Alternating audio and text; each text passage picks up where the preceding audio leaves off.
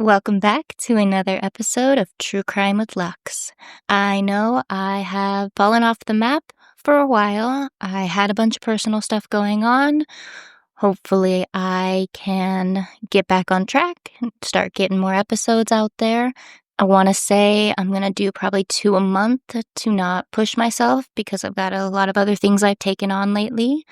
So I'm going to jump right into it. I'm not going to go into the details of my life.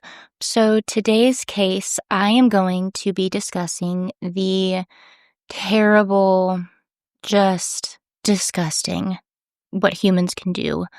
I'll get right into it. I'm going to be talking about Matthew Shepard's murder.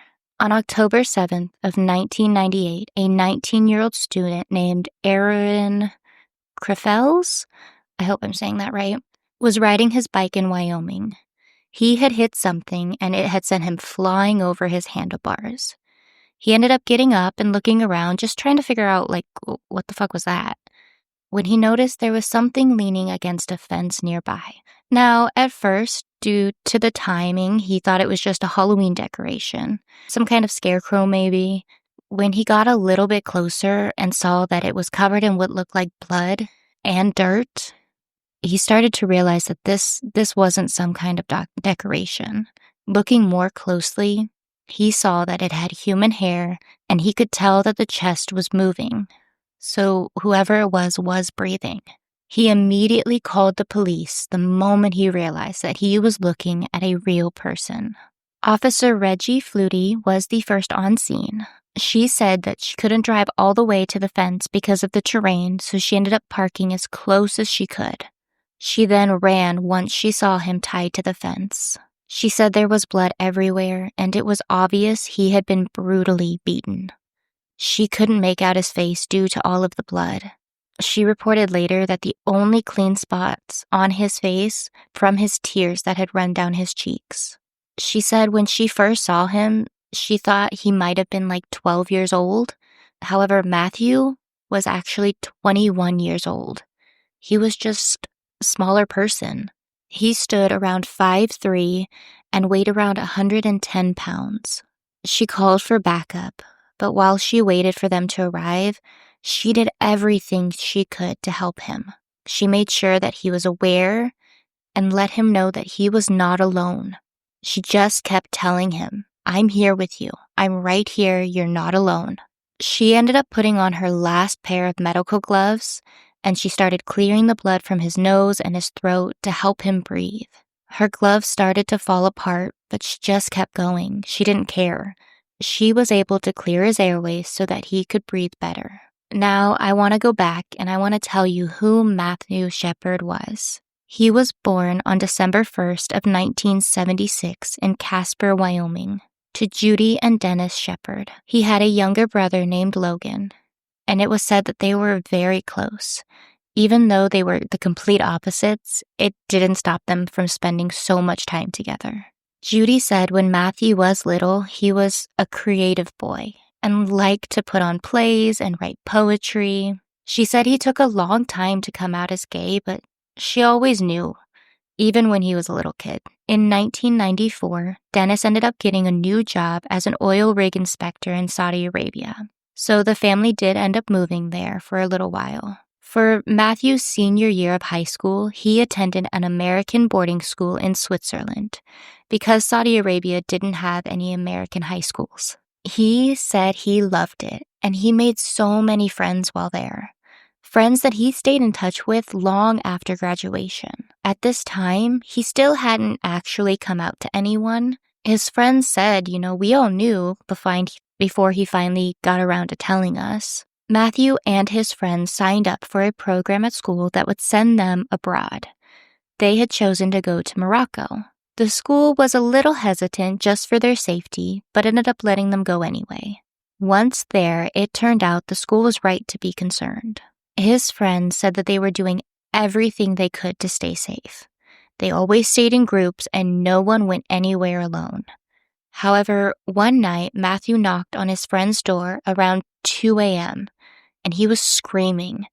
When they answered the door, they saw he was shirtless, had no shoes on, and he was just screaming and crying. Once they were able to calm him enough to talk, he told them that he had gone out for a walk just to clear his head, and he said on his way back to the hotel, he was dragged into an alley by 6 men who robbed him and then raped him. His friends and family said this changed how Matthew was.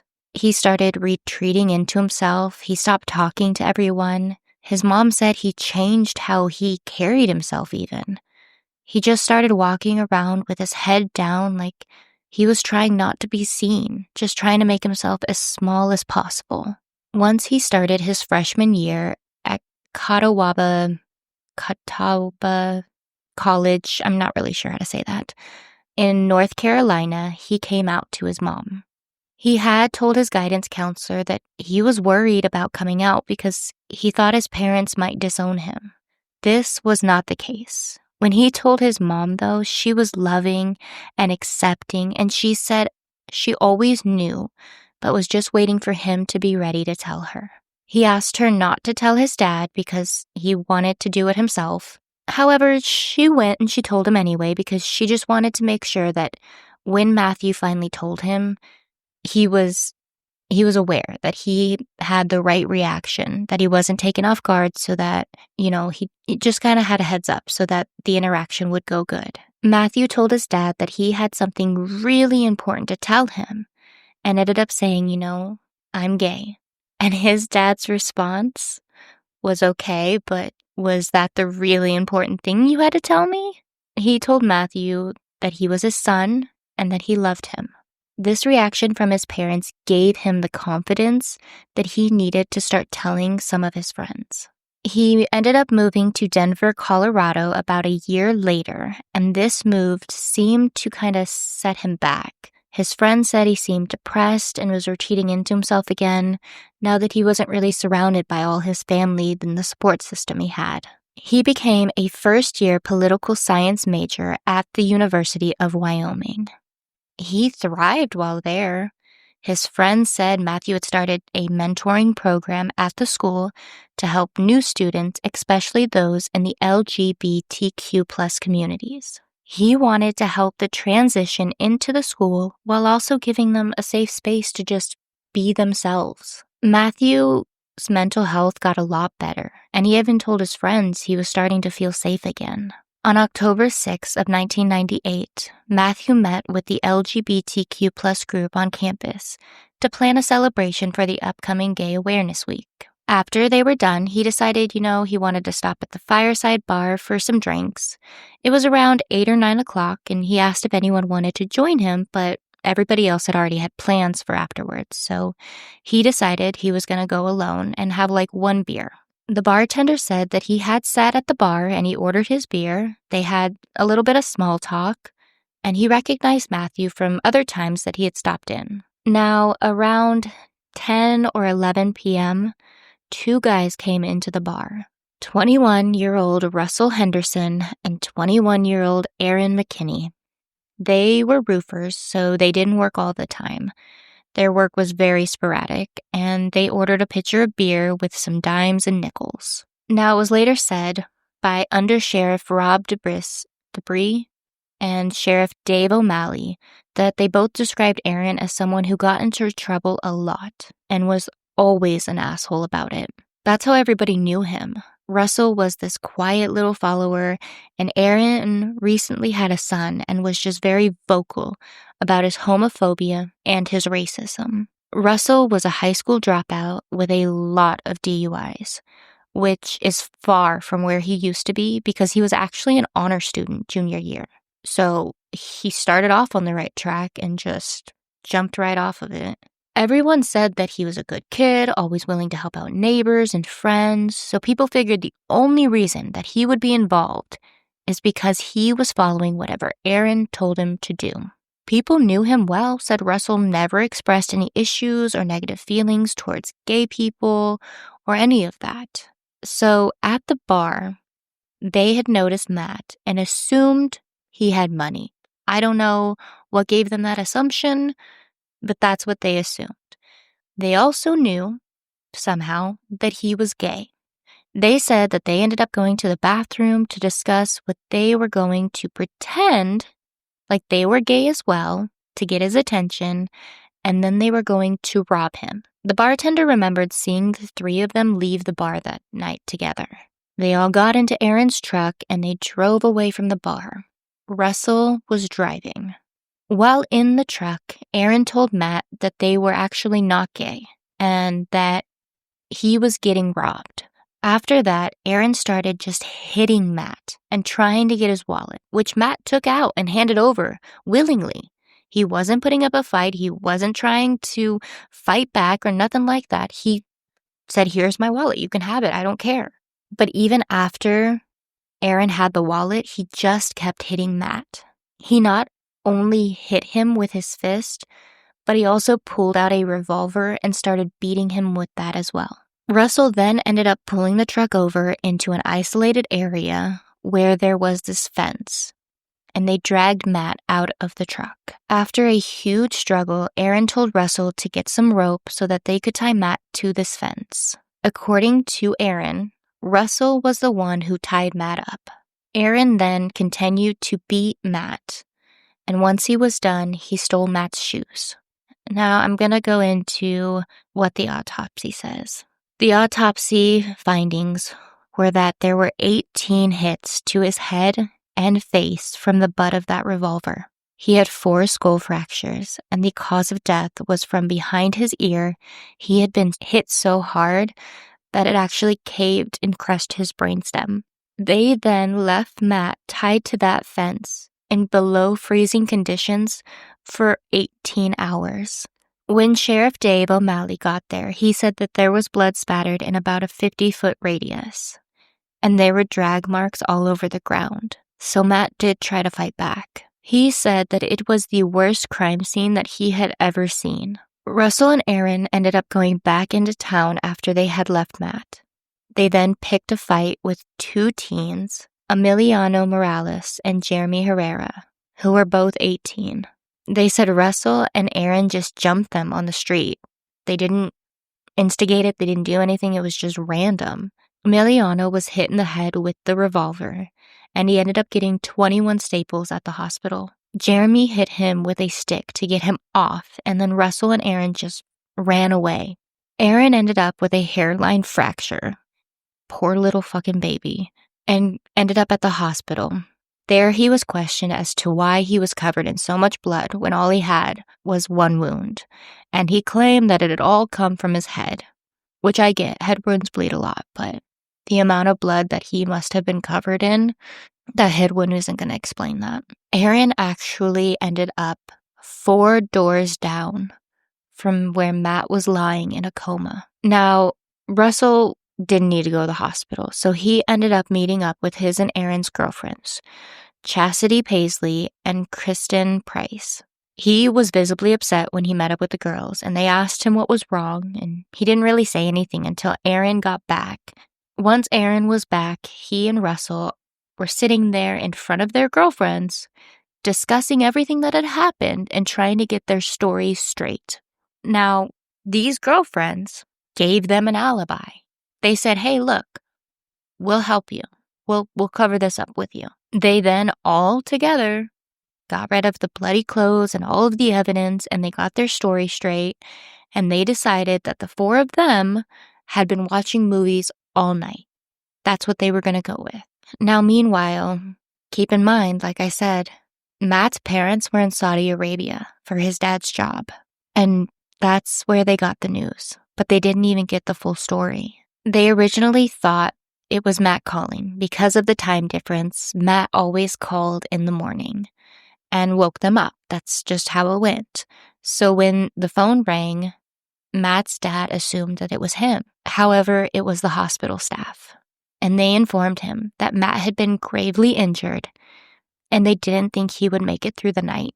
Now, they didn't explain to his parents what happened, how he got injured. So Matt's parents assumed that it had been a car accident or something like that, like some kind of accident. They then started the grueling process of trying to get back to Wyoming, and it took them about 50 hours to finally get there. Matt's aunt picked them up and explained what truly happened to Matt. They were in shock. Once they got to the hospital, they were told of the extent of Matt's injuries. The staff informed them that machines were the only thing at this point keeping Matt alive. They went into Matt's hospital room and they couldn't even recognize him. His mom said the only thing that was familiar to her that told her that this was her son was his braces. They were now left with the difficult decision of keeping him on the ventilators or unplugging him. His parents were worried that if they did that it would some way affect the justice that Matt deserved. But they were quickly informed, if it comes to you pulling that plug, it will not change the charges that will be brought against whoever did this. Matt's younger brother, Logan, was unable to go into the hospital room for a while. He couldn't handle it. It really got to him, and he didn't want to see his brother like that. Eventually, he got the courage to finally go in there and see Matt. It didn't take long for police to figure out who was involved and who was to blame. The next day, Aaron and Russell were picked up by the police. During Aaron's interrogation, he, as usual, was a complete asshole and showed no remorse. He explained everything they did to Matthew like it was nothing. And he then tried to claim that he had blacked out and he just couldn't control himself. He couldn't stop himself from hitting Matthew. He then explained to the officers that Russell didn't hit Matt that he ever saw. He doesn't believe that he ever hit Matt, but he said that he just kind of sat there watching and laughing the entire time this was happening. He then said that he made Matt tell him his address so that he could go rob his house. He also confessed that he told his girlfriend that he was pretty sure he had killed a gay guy. It's not the word he used, but I am not going to say the word he used. Matt's friends and family knew. They just knew it. That they knew this was a hate crime. It was obvious to everyone it was a hate crime, and they were so worried that the police were going to try to cover it up as some robbery, when that was not the case. Because if it was a robbery, they would have taken his wallet and they would have left him alone. And so they made sure that that didn't happen. There was going to be no covering up the truth behind this. Matt's former guidance counselor, Walt Bolden, who was also one of Matt's best friends and one of the first people that he ever came out to, called the news outlets in all of the surrounding towns to tell them the true story, to explain that this was a hate crime, so that all of the papers would run the truth, that the public would know what truly happened to Matthew Shepard. And by the next morning, the papers were running Matt's story, the true story of what happened to him. Matt was still in a coma at this time, and his dad needed something to do, something productive to do. And so he decided he was going to drive 4 hours back to their home to go through their storage unit. His hope was to find Matt's favorite stuffed bunny named Oscar, and he just hoped that having Oscar by his side would help Matt pull through. Unfortunately, he wasn't able to actually find Oscar at the time, but he did later find him, and he said that he's glad that he has it to hold on to when he's thinking about Matt. His parents didn't want to make the hard choice of taking him off of life support, but they wanted him to know that it was okay, that if he was holding on for them, that it was okay for him to let go. Matt's mom actually ended up asking Walt if he would sit with Matt for a while and let him know, we'll be okay, that you can let go now. He agreed, and he felt very honored that she trusted him with this. He sat down with Matt and told him that he needed to let go, that he can't put that choice on his parents. Walt then left, and later that night, at around 12:53 a.m. on October 12th, Matthew Shepard passed away. His family was with him in the room, and his mom and brother were holding his hand as he passed. His funeral was held on October 18th of 1998 at St. Mark's Episcopal Church. So many people showed up to say their goodbyes. So many people who didn't know him but were inspired by him. They even had to open up another church across the street just to accommodate the people who had come out to show their love. There was also a snowstorm that day, but it didn't stop anybody from coming out and showing their support and their love of Matthew Shepard. Now, unfortunately, this day of mourning, this day of love, this day of saying goodbye was interrupted by the Westboro Baptist Church, who showed up with their members to protest and picket and throw slurs. They were kept at a distance, but it was still heard by all of the people at the funeral. These people were out there chanting hateful things about gays and saying that Matt was going to hell. Just the worst humans possible. Unnecessary, just so hateful. And his poor parents who are just trying to say goodbye is just horrific and so frustrating. Aaron's trial began after the funeral, and he walked into this courtroom so fucking cocky. It ended up going from October 25th to November 4th of 1999. His charges were kidnapping, aggravated robbery, and first-degree murder. He, of course, was found guilty of first-degree murder and was sentenced to 2 life sentences without the possibility of parole. Russell pleaded guilty, because obviously you're fucking guilty, and got the same, 2 life sentences. Unfortunately, due to everything going on, Matt's parents were worried that his final resting place would be vandalized, so they ended up holding on to his ashes for 20 years. And on October 26th of 2018, they were put into the Washington National Cathedral. The reverend that led the service was Gene Robinson, who was also the first openly gay man elected as a bishop in the Episcopal Church. And in his speech to Matt, he said, Gently rest in this place. You are safe now, Matthew. Welcome home. I want to thank you for listening to Matthew Shepard's story. And that's where I'm going to leave it because I think the Reverend said it best. I will be talking to you all later.